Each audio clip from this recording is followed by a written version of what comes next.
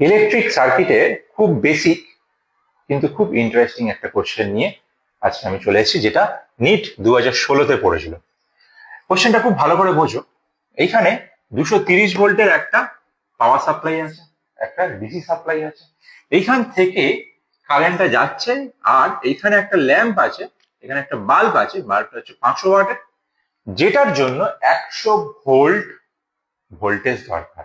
তাহলে 100 ভোল্ট করার জন্য আমাদের কতটা এইখানে একটা রেজিস্ট্যান্স দিতে হবে, কত রেজিস্ট্যান্স দিলে এখানে এক্স্যাক্টলি 100 ভোল্ট হয়ে যাবে। তাহলে এই কোশ্চেনটা আমরা কি করে সলভ করবো? খুব ইন্টারেস্টিং কোশ্চেন, বুঝতেই পারছো। তাহলে এখানে কি হচ্ছে, খুব ভালো করে দেখো, 230 ভোল্ট যেটা আছে সেইটা থেকে এখানে 100 ভোল্ট লাগবে। তাহলে রেজিস্ট্যান্সে যেটা দেবো সেটা কত ভোল্ট নিয়ে নিচ্ছে, সেটা কিন্তু 130 ভোল্ট নিয়ে নিচ্ছে, তাই না?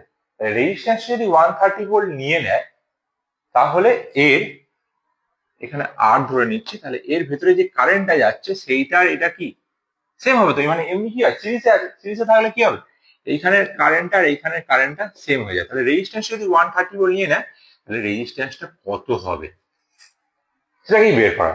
তোমরা হয়তো অনেকে পারবে, যারা পারবে বলে মনে করছো তারা পজ করে করার চেষ্টা করো, যারা পারবে না তারা ভিডিওটা দেখতে থাকো। তাহলে এখানে কি হচ্ছে দেখো ভালো করে। এখানে আমাদের প্রথমে এই জায়গাটা থেকে আমরা এইখানটার কারেন্টটা বার করে নেবো। এইখানটা যদি কারেন্টটা বের করে নিই, তাহলে এখানে পুট করে দেবো। তাহলে এইখানে আমরা জানি P, power equals to voltage into current, ঠিক আছে? তাহলে কারেন্ট ইকুয়ালস টু হয়ে যাবে ভি, পি বাই ভি। তাহলে পি কত? 500, ভি কত? 100, 5 অ্যাম্পিয়ার। সেখানে যদি কারেন্টটা 5 অ্যাম্পিয়ার হয়, তাহলে এখানেও কারেন্টটা 5 অ্যাম্পিয়ার। যেহেতু সিরিজে আছে, সিরিজে থাকলেই কি হবে, কারেন্টটা আমাদের সেম হবে, আর প্যারালাল থাকলে ভোল্টেজ আমাদের সেম হবে। তাহলে এখানে কি হচ্ছে, এখানে আমরা বসিয়ে দেবো। তাহলে সেকেন্ডটা থেকে আমরা জানি V equals to I R. V তো আমরা জেনে গেছি, আরটাকে আমরা বার করতে হবে। তাহলে ভি বাই আই। ভিটা কত? 130 ভোল্ট, আর আইটা কত আমরা পেলাম 5। তাহলে 26 ওহম।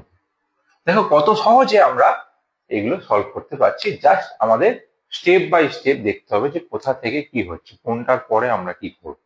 ব্যাস এইটুকু দেখলে কিন্তু আমাদের কাজ হয়ে যাবে।